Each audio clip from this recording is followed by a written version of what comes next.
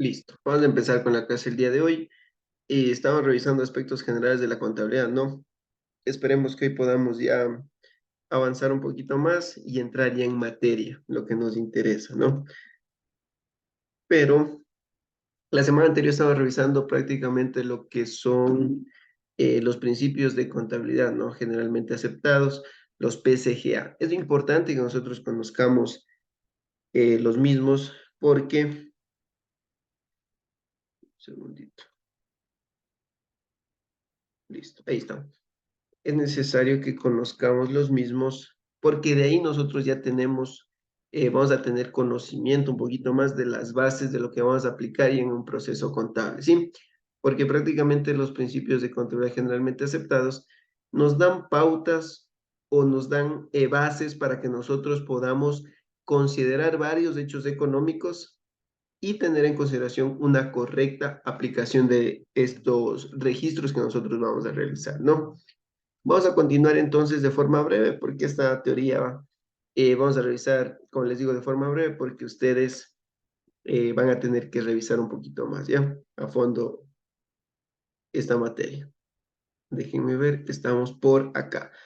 Justo marcamos eso, ya habíamos revisado el principio de empresa en marcha. Vamos a ir más abajito. Miren, tenemos el principio de objetividad, ¿sí? Es un principio de contabilidad generalmente aceptado y vamos a verificar qué nos habla acerca de la objetividad, ¿sí?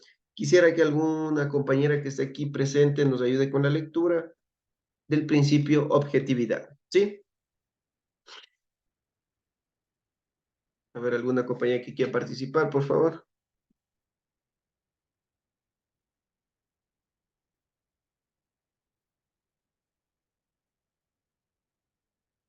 A ver, está por aquí Lisbeth, Alexandra, Mayra, Elizabeth. Por favor, que me ayuden con la lectura cualquiera de las cuatro compañías que están conectadas.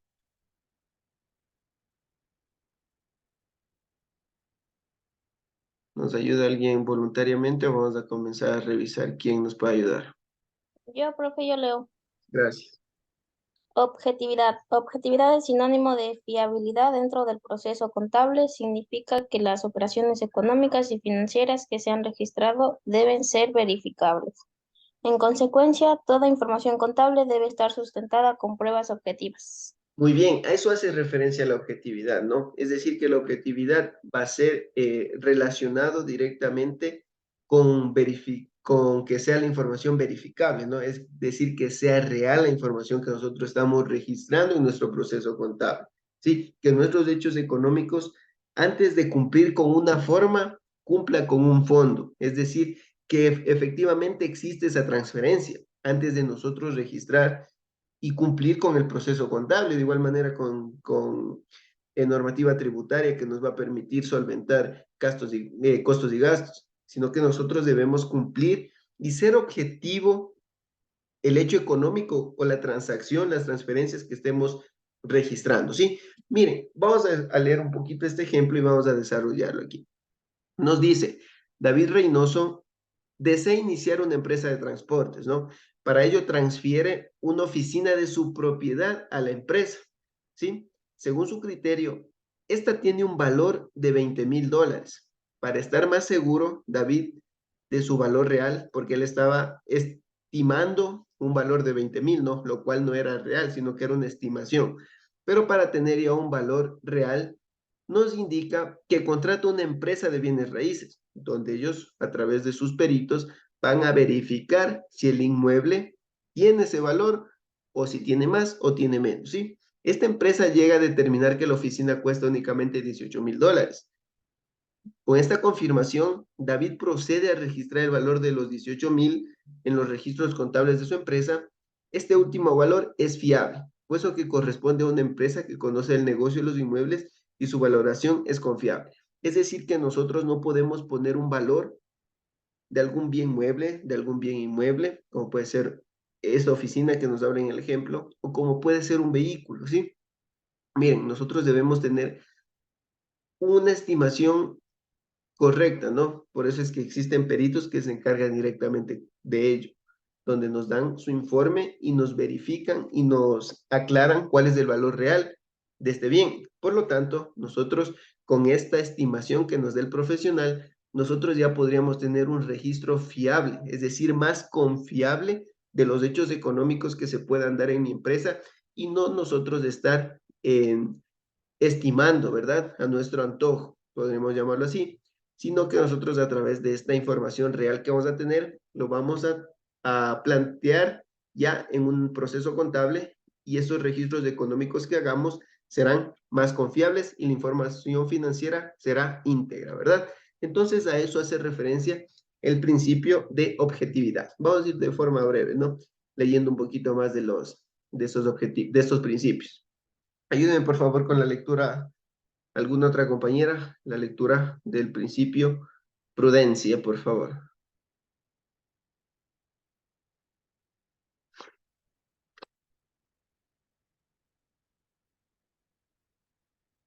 A ver, alguna compañera, ¿quién nos ha ido con la lectura anteriormente? Creo que Lisbeth, ¿no? Ayúdeme, Alexandra, por favor, con la lectura del principio prudencia. Buenas noches, Magister. Muy buenas noches. Ayúdame con la lectura, por favor.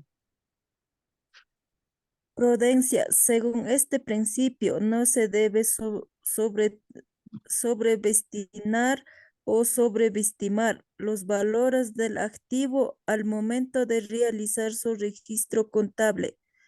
Al decir sobrevestimar, nos referimos al hecho de registrar un elemento de activo con un valor demasiado alto.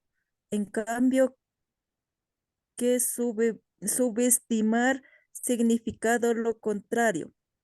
Muy bien, miren, la prudencia nos dice que nosotros debemos tener un registro efectivo, ¿no? Ni sobreestimar, es decir, ni sobrevalorar las cosas, ni subestimar, es decir, ni infravalorar los activos, ¿no? Por lo tanto, nosotros debemos entonces en los registros económicos, transacciones, realizar el registro respectivo con prudencia. Por ejemplo, miren, nosotros, un pequeño ejemplo, no aparte del que tenemos aquí. Por ejemplo, la mercadería. La mercadería en muchos de los casos se puede sobreestimar, es decir, que puede perder, nosotros estemos dándole un valor más alto del que deberíamos, ¿no? A la mercadería. O a su vez, esa mercadería nosotros podríamos estar infravalorando, dándole un valor menor al que actualmente se podría estimar, ¿no? Por ejemplo, miren, cuando nosotros vamos a sobrevalorar una mercadería, cuando tenemos un producto el cual su costo ya no está en relación a lo que nosotros podríamos recuperar, es decir, a lo que está actualmente en el mercado. Por ejemplo, miren, los celulares es un claro ejemplo. Un celular que salió hace unos 4 años ya no va a tener el mismo valor, ¿verdad? Actualmente, si es de hace 4 años atrás. Y nosotros tal vez lo compramos a un costo que actualmente ya no lo vamos a recuperar. Por lo tanto, ahí esa mercadería, ese inventario se encuentra sobrevalorado. Y caso contrario, ¿no? Cuando se encuentra infravalorado, quiere decir que nuestro costo que nosotros tenemos está muy abajo del que actualmente se encuentra en el mercado, ¿sí? Es decir, que nosotros podríamos hacer un ajuste y podríamos registrar el valor de los activos con prudencia, ¿sí? Miren, ¿qué nos dice el ejemplo por acá? Dice, la empresa Camisas Ejecutivas S.A. compra mercadería por $10,000. Al cabo de un mes, el gerente de la empresa se entera por medio de su proveedor de camisas que dicha mercadería subió de precio un 20%, ¿sí? Esto significa que la empresa cuenta ahora con camisas que fueron compradas con un 20% menos, puesto que hace un mes el precio era inferior. A pesar de que las camisas se hayan comprado por un 20% menos que el nuevo precio, la empresa de camisas no debería incrementar su precio un 20% más, ya que el principio de prudencia indica que no se debe sobreestimar el valor de un activo en su registro contable. Muy bien, el costo nosotros ya tenemos, ¿no? $10,000 de mercadería, pero por ahí creo que en la práctica no sucede lo mismo, porque si yo tengo un costo menor que ha disminuido ese valor, yo lo que quiero es ganar más, ¿no es cierto? Por lo tanto, creo que esto en la práctica no aplicaría en su totalidad, porque se va a sobreestimar el valor de las ventas, ¿no? Miren por acá. Continuamos entonces de forma breve, porque estos solamente son principios que solo vamos a revisar de forma breve. Como les digo, ustedes este documento yo ya les voy a subir para que lo revisen, investiguen, vean algunos videos si gusta. Vamos, con el principio de uniformidad. ¿Qué nos dice? Este principio significa que se deben mantener siempre los mismos criterios para el proceso contable, ¿sí?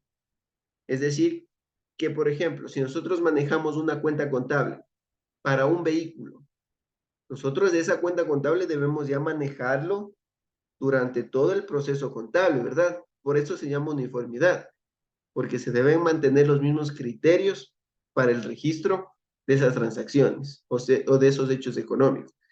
¿Qué nos dice? Excepto cuando las circunstancias requieren modificación de aquellos criterios, debido a cambios necesarios dentro de la empresa, ¿sí? En ese caso, dichos cambios deberán quedar registrados en la memoria contable.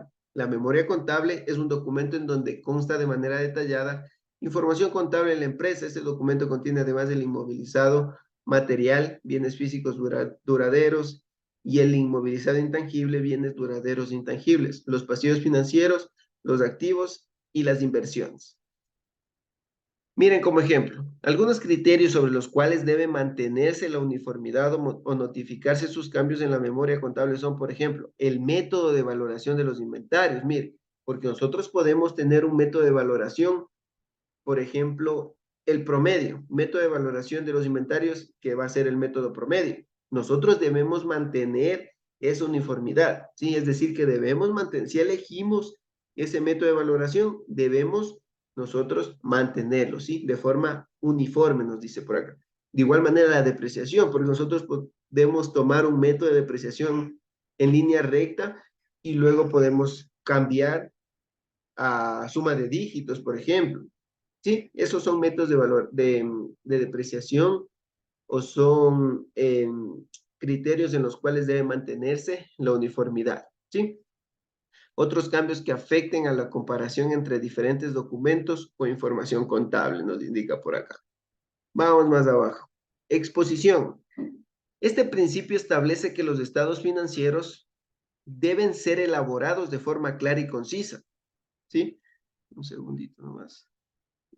Deben ser elaborados de forma clara y concisa, de tal manera que permita interpretar y obtener un juicio acerca de los resultados de operación y la situación general de la empresa. ¿Sí? Nosotros a través de las normas que debemos aplicar para el proceso contable, debemos mantener y cumplir con estas normas, ¿no? Con la finalidad de que los reportes, que los estados financieros que al final nos soliciten o al final cuando nosotros tengamos que realizar una presentación, sean los mejores para poder nosotros medir tanto la situación económica como la situación financiera de una empresa, es decir, medir los resultados del rendimiento y la situación general de la empresa, ¿sí?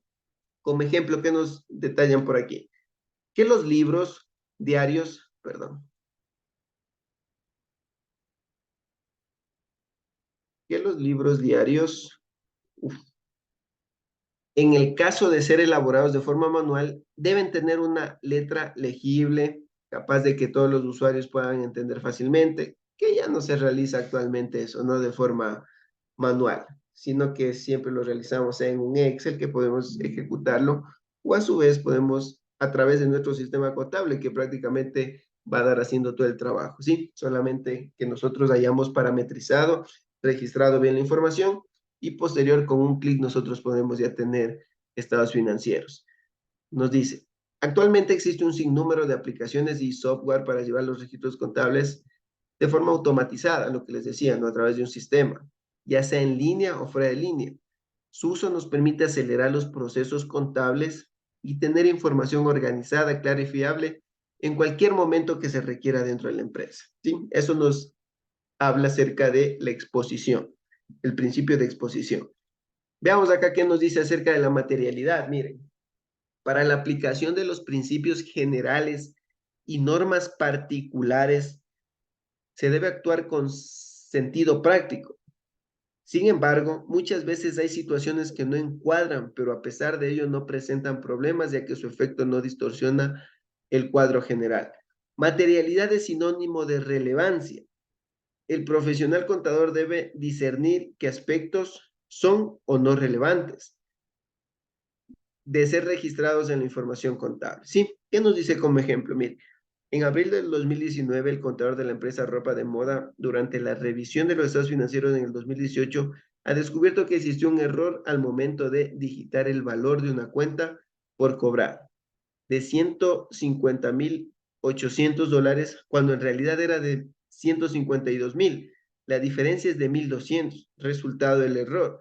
Aún no sabía, aún no había sido cobrada por la empresa debido a la equivocación ya indicada, ¿sí? Entonces, a través de la materialidad, que es decir, que verificar cuál cuenta es relevante y cuál no, nosotros podemos verificar este tipo de errores, ¿sí? Realizando un pequeño examen.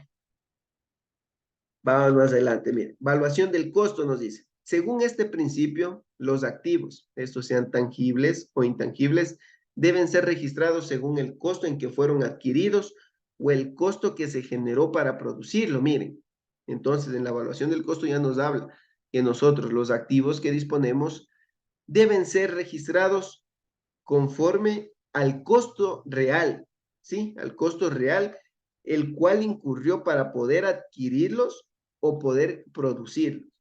Para establecer el precio de un activo se deben considerar el precio del bien más los costos y gastos que se generan por adquirir dicho bien, ¿sí? Que nos dice como ejemplo, la empresa Zapatos Bonitos compró una máquina para coser zapatos por el valor de 5,000. Pongamos aquí, miren, zapatos 5,000. Eso le costó, ¿verdad? Eso le costó el bien, ¿sí? Los zapatos, $5,000. Pero eso no va a ser toda la evaluación del costo, como nos indica aquí el principio, sino que nos dice que nosotros debemos determinar todos los costos o gastos que han incurrido para generar dicho bien o para adquirir dicho bien. Entonces, la evaluación total del costo de los zapatos no es de 5,000, sino que nosotros debemos sumar algunos otros rubros que vayan apareciendo por ahí, como por ejemplo, ¿qué nos dice aquí? El flete de importación. El flete de importación de igual manera es un costo y gasto que nosotros debemos registrarlo para evaluar bien este costo. ¿Cuánto dice? $500, perdón, $3,000. Entonces, el valor del costo de los zapatos ya no será de 5,000, hasta el momento ya es de 8,000 porque le estamos sumando también el flete. Los gastos por impuestos de aduana fueron de 500. Impuestos, pongámoslo aquí, no recuperables, se hace referencia. No recuperables. ¿Cuánto nos dice? 500. Muy bien. 500. El transporte de la aduana hasta la empresa costó $200. Entonces, transporte interno. ¿Cuánto nos dice? $200. Transporte interno. Entonces, miren, todos estos rubros ya se van sumando y la evaluación de los zapatos ya no será de $5,000, sino que le vamos a ir incluyendo otros valores, tal como nos dice por aquí al principio. Miren, al final. Para establecer el precio de un activo, se deben considerar el precio del bien más los costos y gastos que se generaron para adquirir dicho bien. Nos falta algo más. Miren, para la instalación, el técnico cobró por mano de obra $500. Esto también forma parte del costo, ¿sí? Instalación, ¿cuánto? $500. Esto de igual manera nos habla en la norma internacional de contabilidad número 2, que hace referencia a inventarios. Todo esto, ¿no? Mire, entonces, el valor del costo, perdón, la evaluación del costo de los zapatos de la mercadería ya no será de 5,000, sino de 9,200. Y esto es el registro que yo debo hacer para evaluar el costo de la mercadería que estoy importando, ¿sí? Que no sería de 5,000, sino de 9,200. A eso hace referencia a la evaluación del costo. Vamos más abajito, ¿qué nos dice? Devengado. Este principio se refiere a la importancia de registrar los hechos económicos en el momento que suceden, independientemente de la fecha en que se realiza el pago o cobro. Entonces, esto es del devengado, ¿no? Es decir, que si nosotros realizamos una compra, miren, una compra, y solicitamos crédito, ese registro lo debemos hacer de forma inmediata, ¿sí? Devengando, es decir, reconociendo las cuentas que intervienen, en donde si yo compro, me va a ingresar mercadería y cuál va a ser la otra parte que va a nacer, una obligación, ¿verdad? Con terceros, es decir, una cuenta por pagar. Ingresa mercadería y nace una cuenta por pagar, ¿sí? Independiente del pago, cobro, nos dice por aquí, pero tú debes registrarlo. Veamos qué nos dice este ejemplo. Es 31 de diciembre del 2018 y la empresa Pizza a Domicilio debe cancelar el arriendo del local que viene utilizando para sus operaciones. Sin embargo, no ha podido hacerlo por cuanto el propietario de dicho local se encuentra fuera de la ciudad. Cumpliendo con el principio de devengado, el contador de la empresa realiza el respectivo registro contable de este gasto en el ejercicio 2018, generando un pasivo que será cancelado por la empresa más adelante. Muy bien, eso es lo que decía, miren, con este ejemplo. Es decir, que nosotros hacemos el reconocimiento del gasto, arriendo gasto, ¿verdad? Podemos poner, por ejemplo, $100, pero como yo no estoy desembolsando dinero todavía, no estoy pagando todavía, ¿no? Pero yo ya debo hacer el registro, porque efectivamente ya cumplimos con el mes de arriendo y se está generando un gasto. Y a su vez, ¿qué nos dice por acá? Generando un pasivo. Yo puedo generar también un pasivo. El pasivo puede ser cuentas por pagar, ¿sí? Que al momento que realice su pago, yo debería cerrar esta cuentita de cuentas por pagar, ¿sí? A esto hace referencia el devengado, que yo debo hacer el registro pertinente de los hechos económicos independientemente si se realiza el pago o no, ¿sí? Muy bien. Vamos entonces con el otro principio. Nos dice realización. Este principio establece que solamente deben reconocerse en el proceso contable los hechos económicos efectivamente realizados, nos dice por acá, que nosotros no nos debemos inventar transacciones, porque no va a existir la realización como establece aquí el principio. Se pueden confirmar que un hecho se ha realizado ¿cuándo? Cuando un hecho u operación económica se ha realizado efectivamente, cuando existió esa materialidad, ¿no? Una transacción con terceros se ha perfeccionado debido a la adquisición de derechos y obligaciones.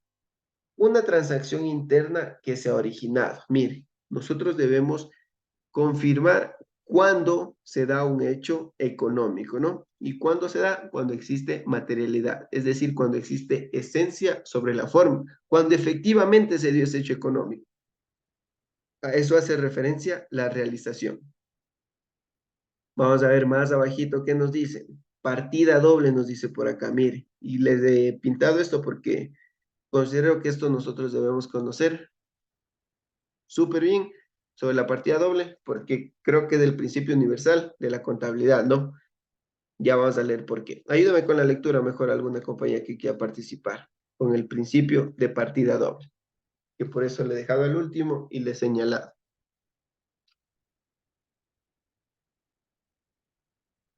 Ayúdame con la lectura, por favor. Cualquier compañera.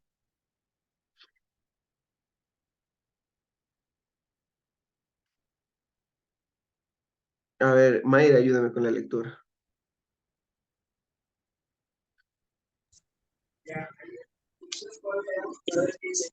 Según este principio, toda transacción se debe registrar como mínimo en 2 cuentas o partidas, aunque pueda ser más, es decir, que en toda transacción existirá un doble registro. El primer registro contabilizará el aumento o disminución de un elemento patrimonial y el segundo registro contabilizará lo contrario al primero en otra cuenta. Esto con la finalidad de evidenciar el aumento o disminución de los diferentes elementos patrimoniales. Está basado en el hecho que en toda transacción existen 2 partes afectadas. Por lo tanto, no hay deudor sin acreedor. Ese es el resumen de la partida doble. Sin deudor, a ver, no hay deudor sin acreedor, ¿verdad? Es decir, sin una entrada, debemos registrar una entrada y una salida, ¿sí? Esa es la partida doble.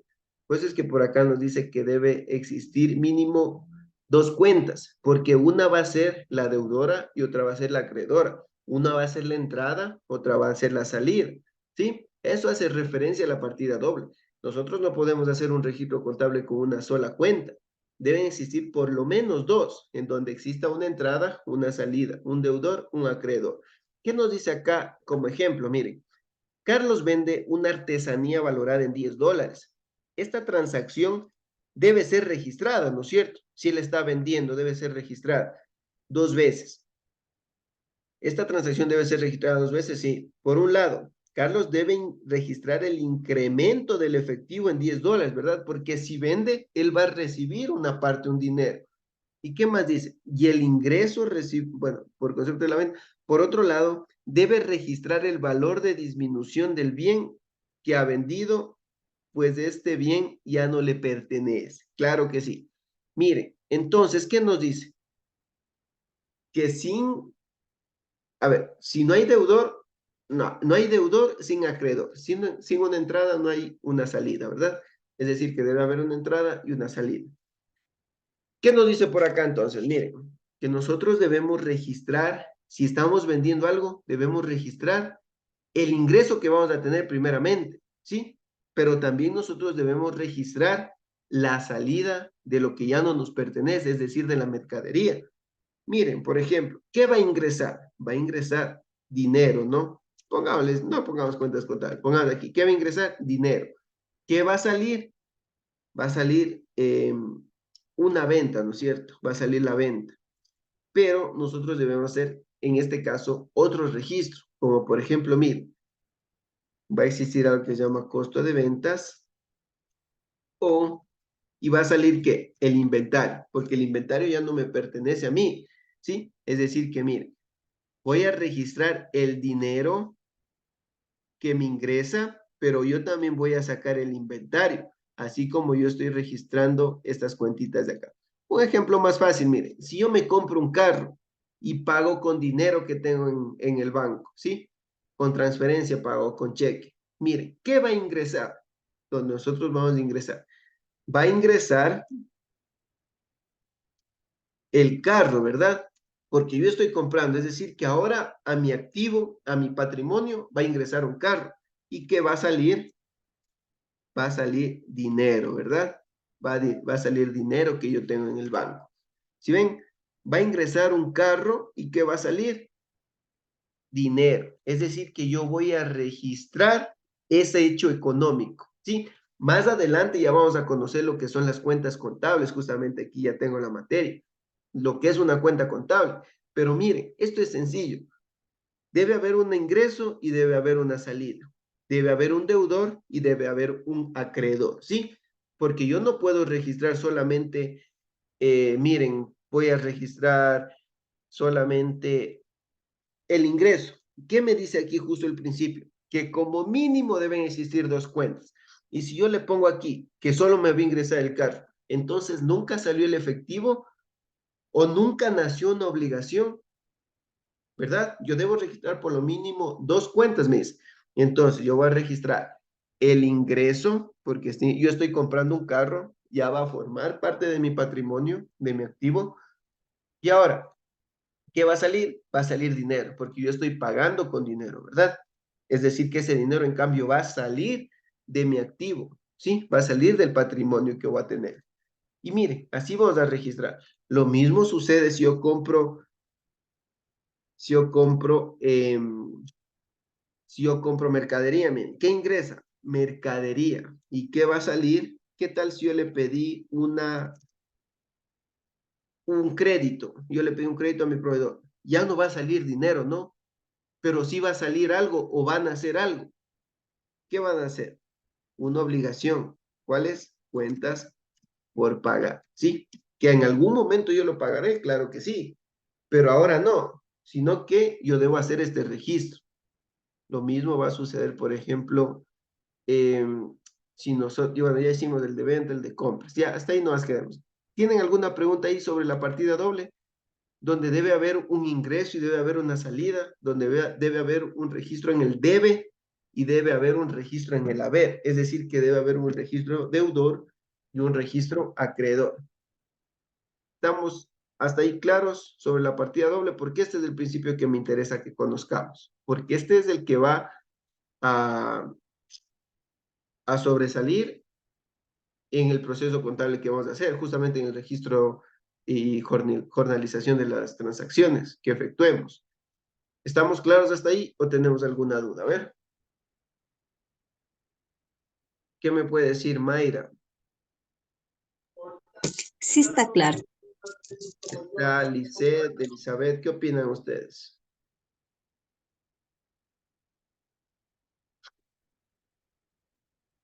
Sí, ¿Qué opina está claro, Elizabeth? profe.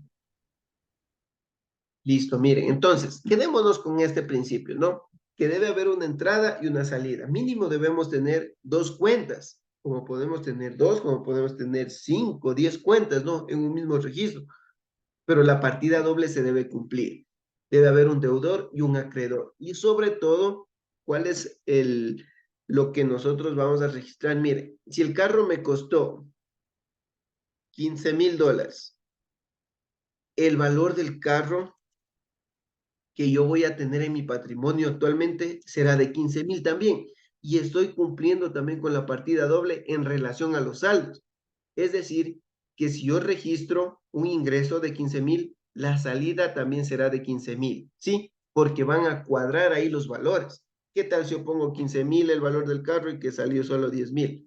Nunca me va a cuadrar la información, ¿verdad? Porque siempre debe existir una relación también con los totales, en donde el registro que yo haga, tanto de ingreso como salida, debe constar también de igual manera, en valores iguales, en rubros iguales, en lo que les indico aquí, miren. Que si me costó 15,000 y tiene un costo de 15,000 el carro, yo pongo carro 15,000, ¿no es cierto? Hago mi registro por 15,000. Así como también el dinero salió de $15,000. ¿Sí? Miren, estamos cumpliendo aquí con la partida doble. Y eso lo vamos a verificar el día de mañana ya con la materia que tenemos aquí de cuenta, ¿sí? Vamos a verificar qué es la cuenta contable. Y desde ahí ya vamos a empezar solo la práctica. Muy bien, ¿tenemos alguna duda hasta el momento? Porque tenemos ya 1 minuto de clases. Y este tema del sistema de la normativa aplicable en Ecuador lo vamos a revisar el día de mañana, ¿sí? Que es de forma breve nomás. Esto en unos 5 minutos ya estamos explicando. ¿Pero tenemos alguna duda hasta ahí acerca de la partida doble? Quiero que me indiquen, por favor. ¿O estamos claros?